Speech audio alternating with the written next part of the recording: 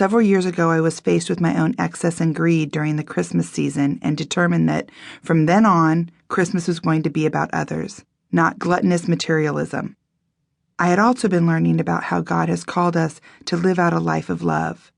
As a result, for the past several years, our family has volunteered as guest chefs for Christmas breakfast at a homeless shelter in Glendale, California. A few years ago, as the holiday season approached, our son Blake asked if he could invite his teammates from the varsity basketball team at Oaks Christian School to decorate the shelter for Christmas. "Mom," Blake explained, "that way we can get to know the children and families who will be there Christmas morning when we cook breakfast." I loved the idea and told Blake to set it up with the coach and players. On November 22nd, 6 very large basketball players piled into my SUV, and we carpooled down to the shelter with several other cars loaded with everything you could imagine. A Christmas tree, lights, stockings, gingerbread houses, candy canes, and even a plastic snowman. I gave each basketball player a Target gift card and told them to pick one child or parent during our time at the shelter and to bless them with this gift card. We walked in with our arms filled with decorations and our hearts full of joy. Some of the players were a bit unsure at first, but as they got busy putting up the tree and decorations, the children at the shelter started warming up to them. Soon the players were working right alongside with the children from the shelter, decorating and having a blast.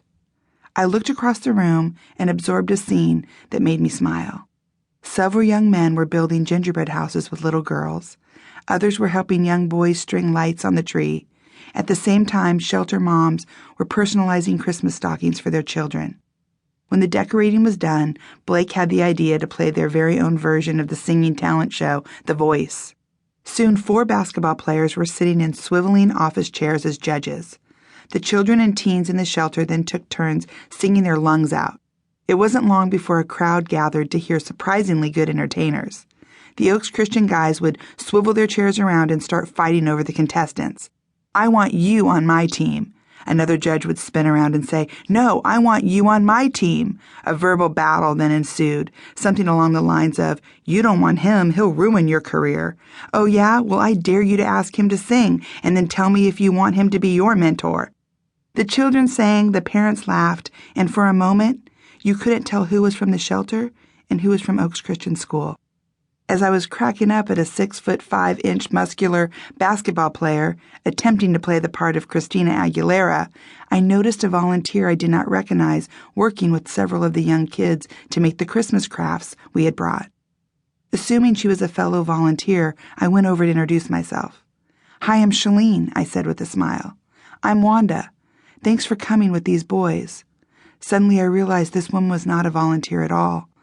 And the group of children surrounding her were not random children from the shelter. They were her kids. We were soon engaged in conversation, and I learned that Wanda Rindle was living at the shelter with her husband and their 7 kids.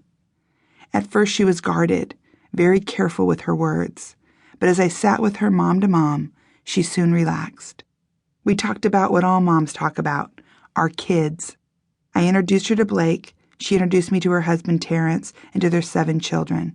Terrence Jr., 15, Whitney, 14, Willow, 13, TJ, 8, Wendy, 7, Wynn, 5, and Theo, 3, and briefly shared her story.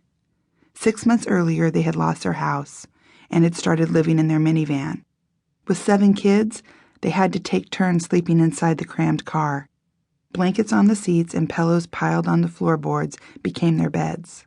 Her husband and their oldest son, Terrence Jr., would sleep outside on a cot to guard the family. In the morning, a trip to the local McDonald's gave the kids a